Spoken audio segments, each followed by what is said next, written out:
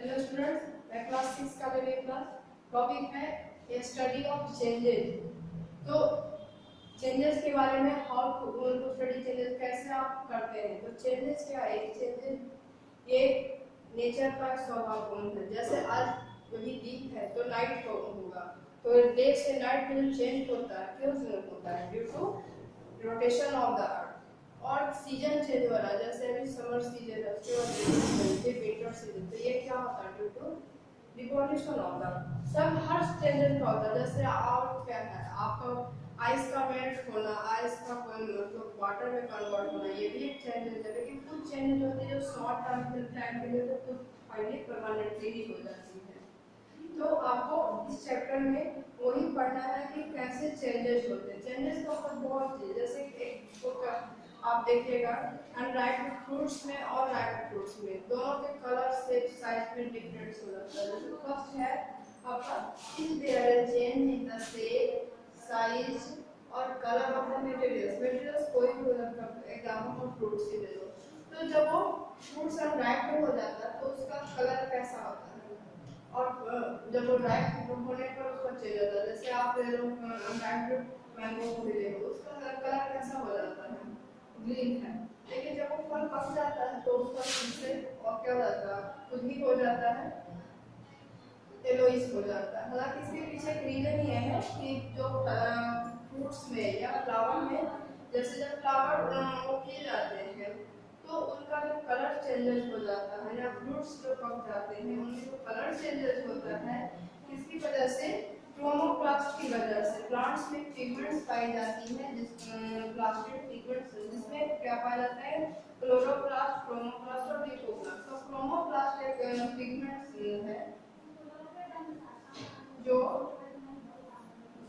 Plants में होने वाले फ्रूट्स और फ्लावर में जो कलर चेंजेस होते हैं इन्हीं की वजह से। तो खैर ये आपको नहीं पढ़ना, ये मैं आपको बताई कि उसका कलर जो चेंज होता है वो कैसे होता है फ्रूट्स से रिलेटेड। और भी चेंजेस हैं साइज में भी है, तो उसके साइज में भी आप देखिएगा, शेप में। उसके बाद एक ये तो फ्रूट से रिलेटेड हो गया, और आप मटेरियल्स तो कोई भी हो सकता है, ठीक है। जैसे आप ह्यूमन बींग्स के लिए लो, तो जैसे वो उसके जो बेबी है, और जब ये डॉट मैन या डॉट रेडी के स्टेज में आते हैं तो उस समय उनकी बॉडी का साइज शेप चेंज होता है कि नहीं? शेप चेंज हो जाता है, साइज भी चेंज हो जाता है। तो बहुत से इसमें चेंजेस इसमें होती है। नेक्स्ट आपका और है इज द चेंजेस स्लो और फास्ट। तो ये क्या है चेंजेस? कुछ चेंज, जैसे आपका जैसे आप पेपर बर्न करोगे तो तुरंत वो जल जाएगा और क्या फॉर्म कर देगा?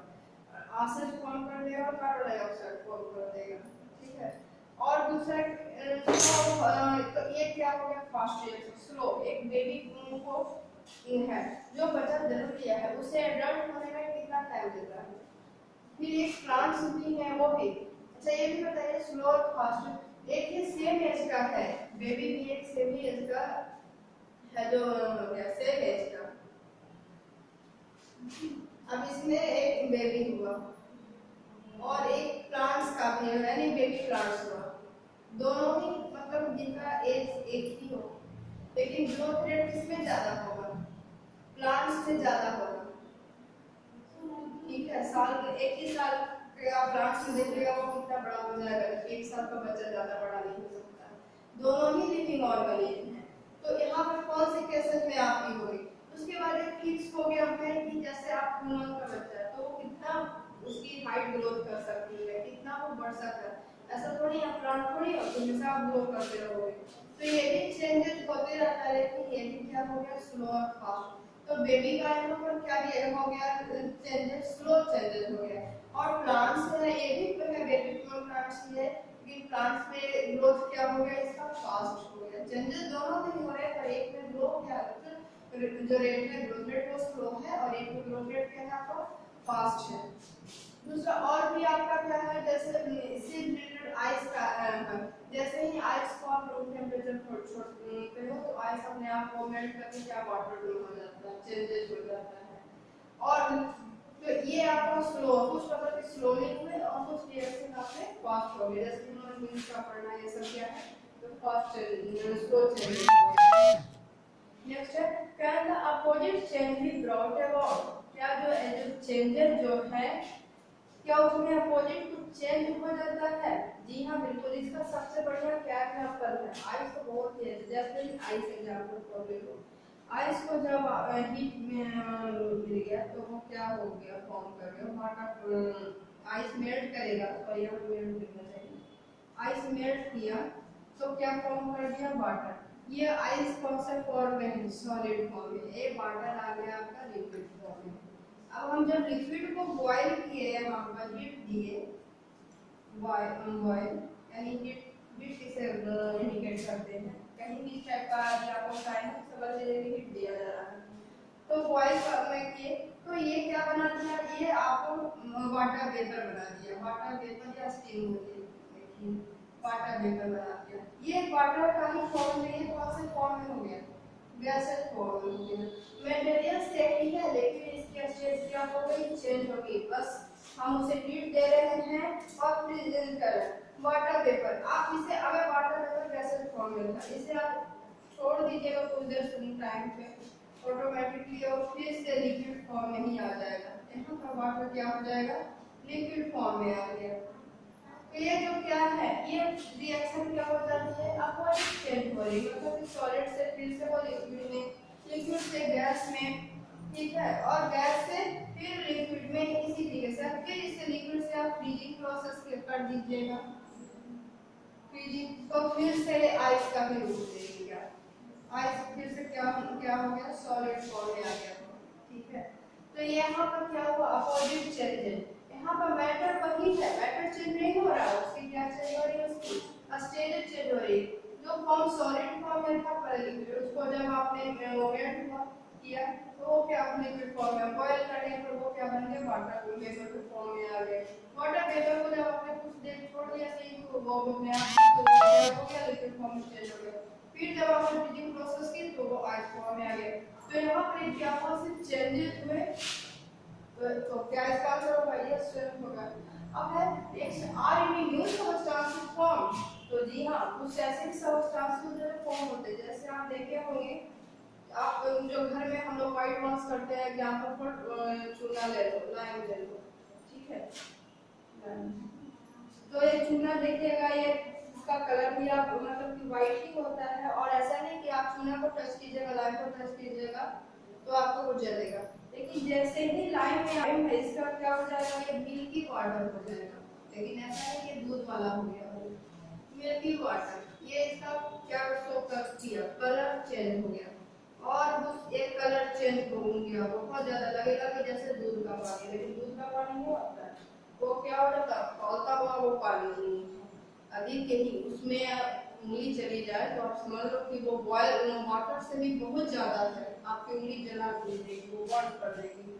तो ये इसका क्या हो गया, उसका कलर भी चेंज हो गया, जो ये लाइट जो था वो पाउडर फॉर्म में था, यानी क्या ये था, सॉलिड फॉर्म में था, सॉलिड फॉर्म में था, और बिल्कुल ही ठंडा था, कोल्ड था, उस चीज को आप ऐसे मतलब कि हाथ पे ले सकते होते, अब वो सॉलिड था, जैसे जैसे हम मिट्टी को टच करते हैं तो कुछ होता है, ऐसा कुछ नहीं हुआ, लेकिन जैसे ही हमने उसमें वाटर ऐड किया तो वो क्या हुआ, वो बॉयल होने लगा, कुछ हमने उसको हीट तो नहीं दिया, भाई पानी को भी हम हीट देंगे तो गर्म करना शुरू होता है, लेकिन एक उसमें ठंडा पानी ऐड किए और वो क्या फॉर्म कर दिया, वो मतलब वो काफी बॉयल हो गया, और ये उसका कलर भी चेंज हो गया, तो ये क्या हो गया, दूसरा और ये हीट से रिलेटेड है, तो ये भी नया सबस्टेंस फॉर्म कर दिया।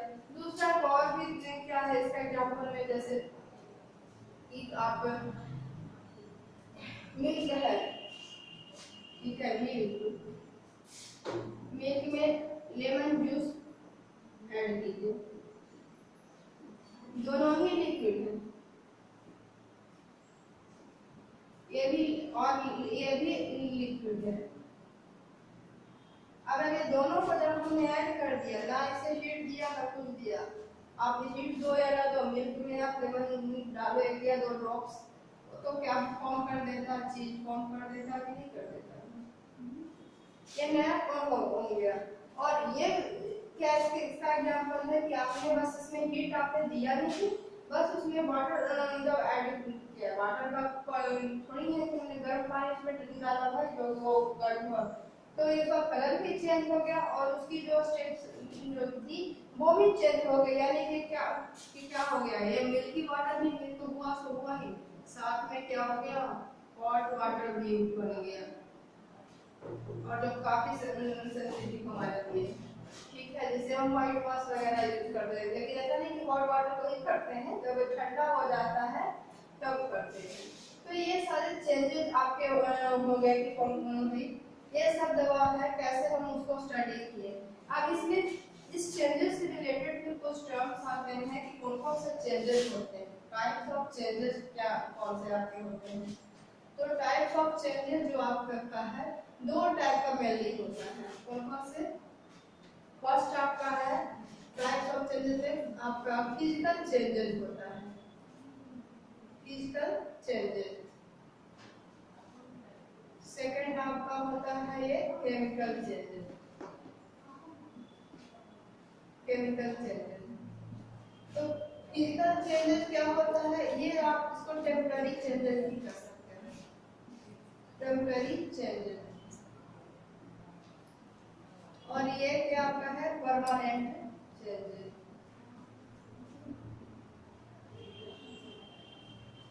और फिजिकल चेंज जो टेम्पररी चेंज है ये ओरिजिनल फॉर्म में आ सकता है, लेकिन ये जो केमिकल चेंज है एक बार फॉर्म हो गया तो फिर ओरिजिनल फॉर्म में नहीं हो सकता। फिजिकल चेंज में कोई भी न्यू सबस्टेंस फॉर्म नहीं होता है, new substance are not form.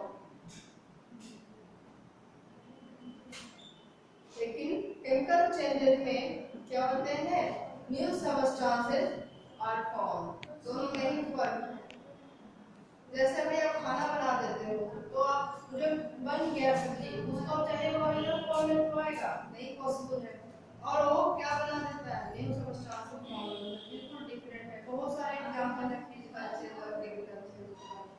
तो ये चेंजेस है और उसको स्टडी किया गया है, हम उसको कैसे करते हैं, चेंजेस जैसे shape, style, colour of the material उसके चेंज हो जाता है। जैसे और भी आपका एग्जांपल है, आप देख लो, आयरन को भी देख लो, कितना हार्ड होता है, लेकिन जब आयरन को आप उस पर अधिक मतलब कि वाटर या मॉइस्चर लग जाता है तो आप देखिएगा कि जो उसका जो देगा तो पूरा लाल कलर का हो जाता है, उसका कलर में चेंजेस आ जाता है। जैसे हम कहते हैं कि अभी नंबर खराब हो गया है, तब इसको हम लोग क्या करते हैं, उसको पेंट वगैरह करते हैं ताकि वो उसको मेंटेन रहे। तो ये उसका क्या कर दिया, कलर चेंज कर दिया।